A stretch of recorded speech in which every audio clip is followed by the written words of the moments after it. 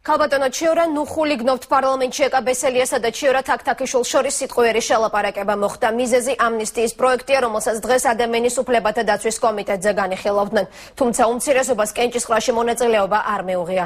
მეტიც თაქთაქიშვილმა სხდომას სამარცხვინა უწოდა. შევა თუ არა ცვლილებები პროექტში ამ თემაზე დღეს საკუთარი მოსაზრებები უკვე დააფიქსირეს პროკურატურის შინაგან საქმეთა სამინისტროს და სასჯელ აღსრულების უწყების წარმომადგენლებმა. პროკურატურა ითხოვს ამნისტია არ გავრცელდეს იმ პატიმრებზე, რომლებიც სამსახურებრივი უფლებამოსილების გადამეტების მუხლით არიან გასამართლებულები. გვანცა პაპავაძე ესწრებოდა ადამიანის უფლებათა დაცვის კომიტეტში მიმდინარე განხილვას. გვანცა გავიდა თუ არა პროექტი პირველი მოსმენით და რატომ დარჩა უმცირესობა უკმაყოფილო?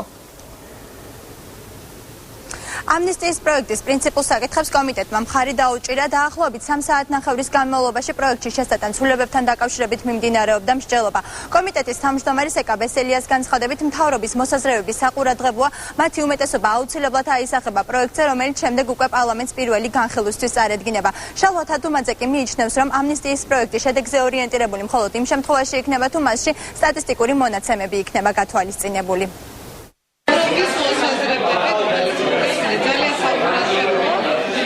შენიშვნების და მოსაზრებების გათვალისწინებით ამ პროექტს წარუდგენთ უკვე პარლამენტს პირველი განხილვისთვის. ეს მოსაზრებები აისახება, მათი აბსოლუტური უმრავლესობა რამდენიმე საკითხის გარდა და ამ საკითხებსაც პროცესში გვექნება თანხმდები და ეს მოსაზრებები მე ვფიქრობ არის საყურადღებო, ამიტომ ჩვენ დღეს სწორედ ასე ვუყარეთ კენჭი, რომ მთავრობის მოსაზრებების გათვალისწინებით მოხდეს პროექტში ცვლილებების შეტანა და მთავრობა პირველ რიგში ეთანხმება იმ ჰუმანურ აქციას, რომელსაც პარლამენტი ახორციელებს ამნისტიის სახით, რაც შენიშნებს კონკრეტული შენიშვნები არსებობდა პრინციპებთან დაკავშირებით გამომდინარე იქიდან, რომ პირველი მოსმენა სწორედ პრინციპებზე შენიშვნებს ითვალისწინებს. კომიტეტის მხრიდან სრულად იქნა გათვალისწინებული აღნიშნული შენიშვნები, რომელიც შეეხება ამნისტიის კანონის პრინციპებთან დაკავშირებით მთავრობის პოზიციას. ახლა კი უფრო ცლად თუ რა სახის ცვლილებების შეტანა მოითხოვეს პროკურატურის შინაგან საქმეთა სამინისტროსა და სასჯელ აღსრულების სამინისტროს წარმომადგენლებმა. პროკურატურის წარმომადგენლის კახა წერეთელის განცხადებით არ უნდა მოხდეს პირობითი სასჯელის ერთიანად მოხსნა, რადგან ეს საფრთხის შემცველი, ასევე ნასამართლეობის მოხსნა არ უნდა მოხდეს და ეს ბერკეტი შენარჩუნებული უნდა იყოს. პროკურატურის წარმომადგენლები ფიქრობენ, რომ ამნისტია არ უნდა გავრცელდეს იმ ადამიანებზე, ვინც დაკავებულია სამსახურეობრივი უფლებამოსილების გადამეტების ბრალდებით, რაც შეეხება ნარკოტიკების მოხმარებისთვის დაკავებულ ადამიანებს, მათზე შეღავათები უნდა გავრცელდეს, თუმცა რეალიზატორებისთვის უნდა დაწესდეს შეღავათები. არასრულ წლებთან დაკავშირებით პროკურატურაში ფიქრობენ, რომ ამნისტია უნდა გავრცელდეს, რაც შეეხება მძიმე დანაშაულს, იმ შემთხვევაში თუ არასრულ წლებას პირველად აქვს მძიმე დანაშაული ჩადენილი, ამ შემთხვევაში მას ის შეღავათებით ისარგებლებს. რაც შეეხება სასჯელ აღსრულების მინისტრის მოადგილის პოზიციას, ის ამბობს, რომ საპრობაციო ვადებთან დაკავშირებით აუცილებელია გადახედვა მოხდეს, ასევე შინაგან საქმეთა სამინისტროს წარმომადგენელი ფიქრობს, რომ ტექნიკურად გასამართია პროექტი.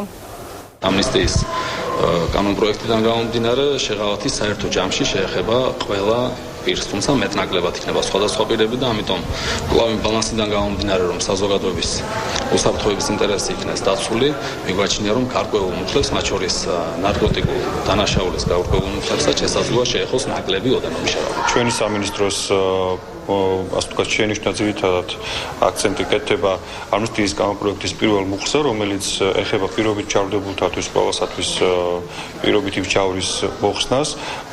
ჩვენ მიგვაჩნია, რომ სისხლისამართლის კოდექსი, რომელიც განმარტავს ამნისტიის მნიშვნელობას, ვერ შეეხება პირობით ჩავრს, ვინაიდან ეს არ არის სასჯელის სახე, ხოლო ამნისტიამ შეიძლება იმჯეროს მხოლოდ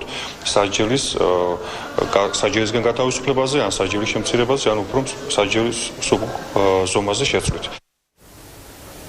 სხდომაზე კომიტეტის თავმჯდომარემ საპარლამენტო უმცირესობის წევრ ჩიორა თაქთაქიშვილს მოუწოდა რეგლამენტის წესების დაცვისკენ და მათ შორის ამას უკვე მოყვა სიტყვიერი შელაპარაკება. ამის შემდეგ უკვე ეკაბესელიამ ჩიორა თაქთაქიშვილის სხდომების განგებ ჩაშლის მცდელობაშიც კი დაადანაშაულა.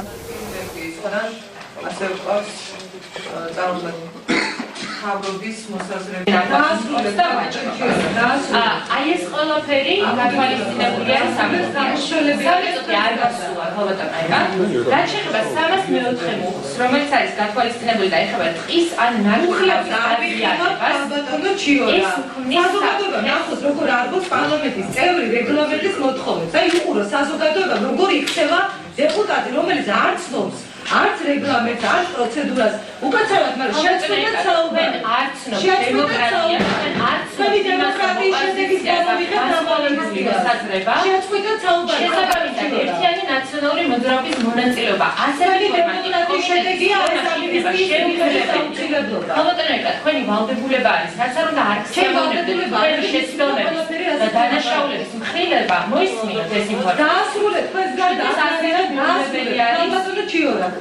დაასრულეთ. ეხლა ხორბილები გავულობთ. სამი წუთი უნდა მოიჩერდეთ და შეწყვეტა საუბარი. შემდეგ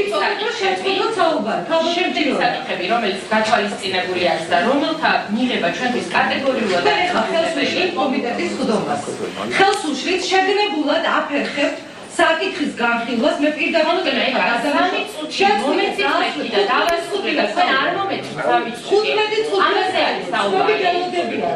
დაწყდით. თქვენი კოლეგებიც მოგიწოდებენ. დღევანდელი განხილვა იყო ძალიან სამარცხვინო იმის გამო, რომ კომიტეტის თავმჯდომარეს არ შეუძლია კრიტიკული აზრი მოისმინოს, მაშინ, როდესაც იგი მოდის საპარლამენტო ოპოზიციისგან. ეს სამწუხარო არის და იმედია, რომ დროთა განმავლობაში კომიტეტის თავმჯდომარე ისწავლის როგორ უნდა გაუძლოს ძალიან კვალიფიციურ ოპოზიციას პარლამენტში. ჩვენთვის მიუღებელი არის ისეთი ამნისტიის კანონპროექტი, რომელიც მორგებული არის ვიღაცის პერსონალურ ინტერესზე. ჩვენ კომიტეტის ხდომაზე ვიყავით იმ ზღვარზე, როდესაც შეუძლებელი იყო საკითხის ნორმალურ პირობებში განხილვა. ძალიან სამწუხაროა, რომ უმცირესობა იქცევა ისე, როგორც იქცევა.